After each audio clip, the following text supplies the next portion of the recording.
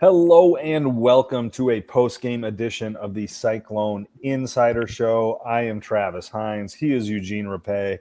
I am in Cincinnati, where Iowa State lost 38-30 to the Bearcats, suffering their first defeat of the season. Eugene is back in Des Moines and watched the first half carnage unfold via the television broadcast. And I think, Eugene, there's lots to talk about, and Yeah. silver linings and the moral victories of that they stuck with it, they didn't quit. But that first half was as bad as the defense I've seen from Iowa State in a long time. I went back and looked it up.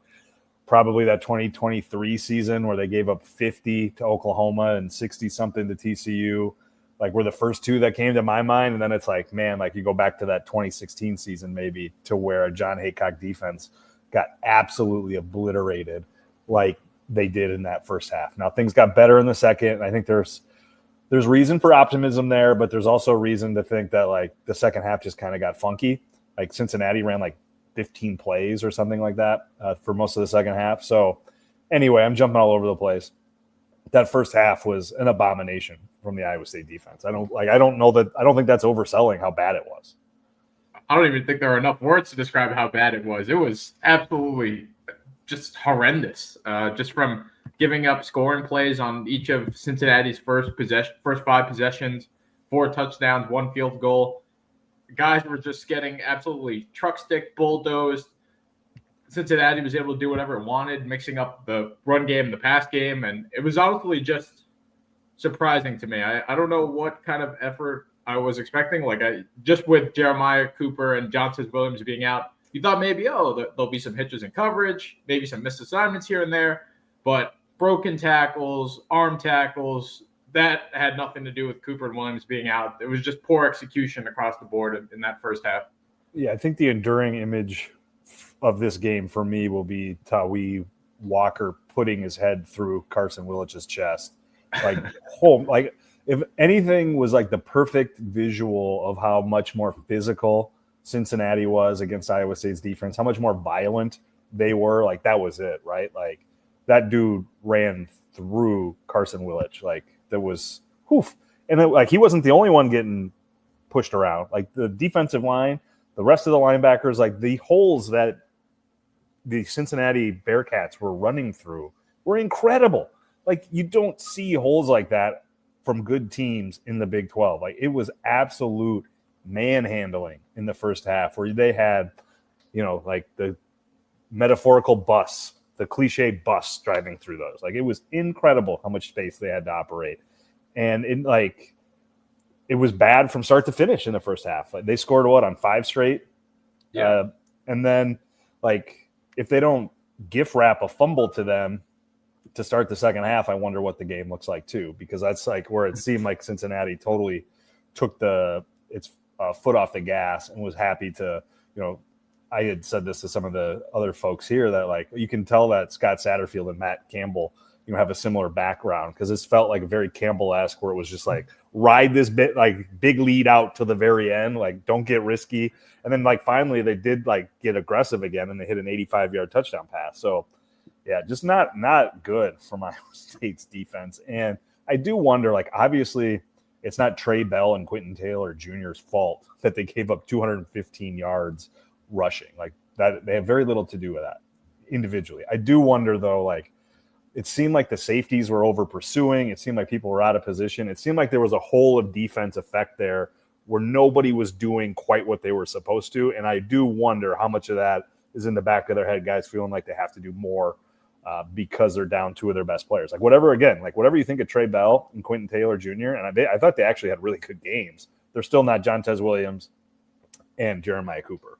And the players know that. And so I do wonder, was there an overcorrection, an overzealousness that just led to a breakdown in execution at times?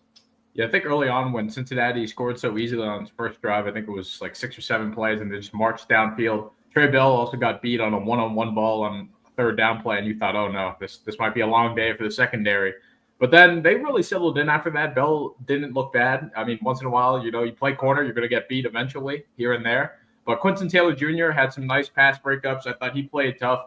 Tayshaun James also breaking up a couple of passes in the end zone. But I don't know exactly who you blame because there were missed tackles all across the board from defensive line, linebackers, safeties coming out and helping. Like you said, it felt like that there were open holes everywhere. You could have driven the metaphorical bus, and it felt like at times Iowa State was trying to tackle the bus and just couldn't wrap up or take guys down.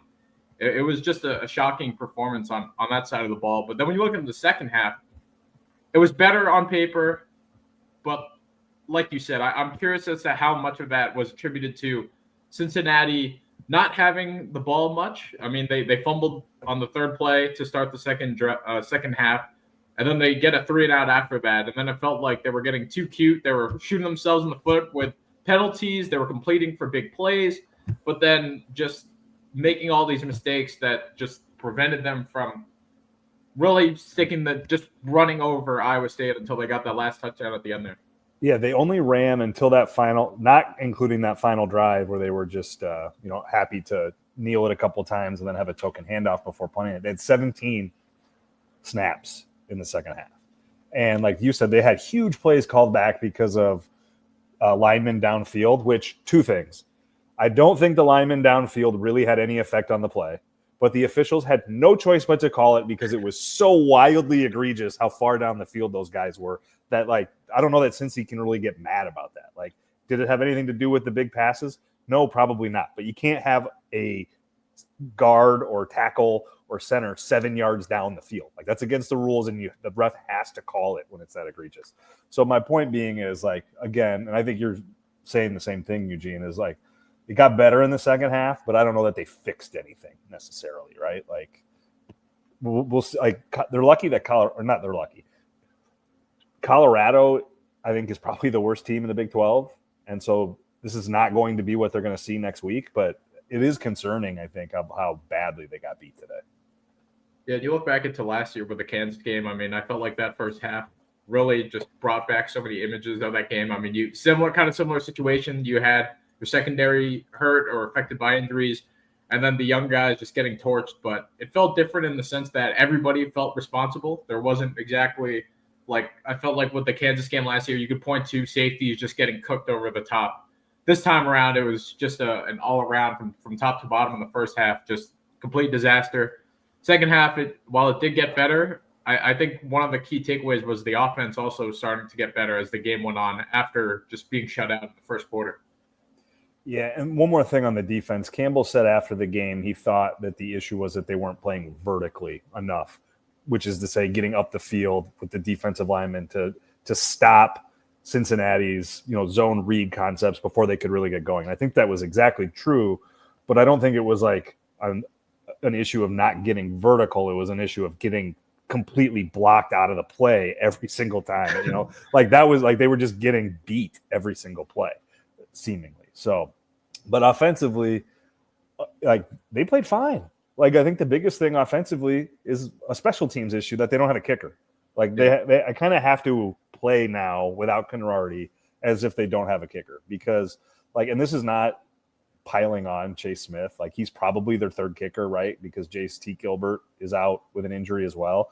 He's a walk-on from North Scott. Like this is not a guy who probably thought he would ever see the field this year. Iowa State probably never felt like he would see the field this year. Like he's just in a spot that he's probably not ready or prepared for, which is to say like now, when he misses that 35-yarder, I think Iowa State, who had shown that they were going to be aggressive on fourth down, kind of had you can't kick a field goal at that point because you just can't trust that you can't have a high enough level of confidence that it's going to go in to justify not going for it when it's fourth and manageable, even when it's inside the 10-yard line. And I think that is the biggest development, I think, for Iowa State offensively is that they don't have the option to kick the football right now. And that's huge when you're three times they probably would have kicked a field goal and went for it and didn't get it. That's up to 9 points. And I don't know, Eugene, if you noticed, they lost by 8. And then that's not including the 3 with the missed field goal from 35 yards. So, Iowa State is built to win close games. It's built to play close games. It's built to win the margins. And that gets a lot harder when you don't have a kicker. And I think that really made them change a lot of what their decision-making, obviously, with all the fourth down going for it, that maybe like in the long run it'll pay off in terms of getting more touchdowns to offset the lack of field goals. But man, it hurt them today. That was the first thing I thought of, especially as Iowa State started to come back a little bit there in the second half. Just thinking of all the opportunities that they had inside Bearcat territory where you knew it was in Kyle Conradi's range. It just wasn't in Chase Smith's range. And Chase Smith also just missing that 35-yarder. Like you said, I think that just further reinforced to Iowa State that they're going to have to go for it on fourth down. And, or even on 2-point conversions. Like they're running out another trick 2-point conversion play. Reaching deep into the sleeve for those 2-point plays too. But yeah, you're forced, and it really changes the whole dynamic of everything. And Kyle Conradi's absence was definitely felt today. Yeah, I think in terms of the Big 12 race, this is obviously detrimental. I don't think it's a death knell by any stretch of the imagination. I think the bigger issue is like we've talked about this for so long of the floor is pretty high, we feel like, for Iowa State. They touched it at times today. But like what's the ceiling? And I'm starting to wonder, like, have we already seen the ceiling? Like, is this a pretty good, really good football team that can't quite get to that next level? Like, I don't think it's fair to say that right now. But I am starting to wonder it. You know what I'm saying? Does that make sense? No, yeah. And the first thing I thought of once Williams and Cooper were both ruled out for the rest of the year is that the ceiling's caving in a little bit. Like it has to. Like there's no way it can't. Especially when you lose those two guys on defense and just overall what they mean to the team overall. And now at this point, that we're still going to be asking where the ceiling is, but I don't think it can be as high as it once was. Yeah, I mean, like right now, the assignment is take care of business in Boulder next week, get to the bye week, like hopefully maybe you get Conradi back. That changes things, and if not, like you roll into that next. I mean, because the season's going to be the postseason is going to be decided probably in these next 3 games, right? You got BYU, or after the bye week. What is it? They got BYU, Arizona State, and TCU, right? Yeah. Like that's going to be your season right there, right? Like, so you got to take care of business in Boulder, get to the bye, and then you have to be able to come out and stretch for that ceiling. I think like they're going to have to play pretty close to 100% capacity over the course of those 3 games to get out of there 3-0. You get in there, you get out of there 2-1. Like, is that going to be enough to get to Arlington? I don't know. Like, there's a lot of good teams in the Big 12 right now and a lot of unbalanced schedules where you could have multiple one-loss teams or even multiple undefeated teams, I think. I'd have to look at the schedule and the standings one more time, but the scenarios are there, I'm sure.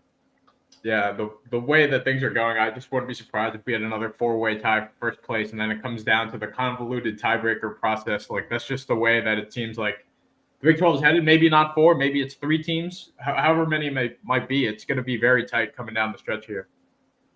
Yeah, so just the margin got smaller, which, like, what else is new, right? Like, again, like I don't think, like, this is a panic button moment for Iowa State, but I think it is a sobering moment of, like, this team is vulnerable in a number of spots in ways I think we probably didn't fully appreciate yet, or at least I didn't. And I think I knew the Conradi thing was going to be an issue, but man, was it like in just stark relief today about how much that it really does change. Like it's crazy. Like we all make kicker jokes and then you don't have one and your like whole plan explodes. Like you just like, you look like a high school team, frankly, you know, like making these weird decisions that are good decisions in your circumstances, but that just look strange in the general, you know, college football in 2025. So like not a great spot for Iowa State to be in. Manageable, but not great. And just talking like high school-esque, I mean, your 4th-string kicker is an offensive lineman with Rhodes out there. You see him taking warm-ups, and it just feels like, you know, at this point they'll take anybody and everybody who can suit up for them, just for that kicker depth. Definitely Cincinnati. Not. Oh no, I just want to say, I mean, definitely not panic button. I mean, it's only 1 loss at the end of the day, but at the same time, you do start to wonder how are they going to recover from this, or just how do they respond from this? Yeah, and I will say too, like I don't think Cincinnati is like an elite top 15 team in the country, but they're pretty good. Like this is a much better Cincinnati team than we've seen the last couple of years. And they're getting hot at the right time. I mean, they were surging with confidence going into this, and now, you know, right now they're just hot.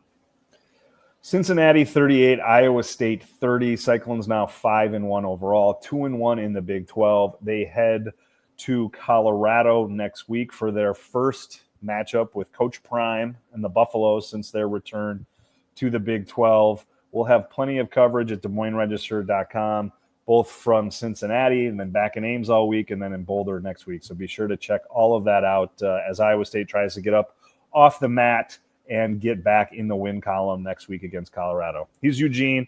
I'm Travis. Thanks for watching. Thanks for listening. We'll catch you next time.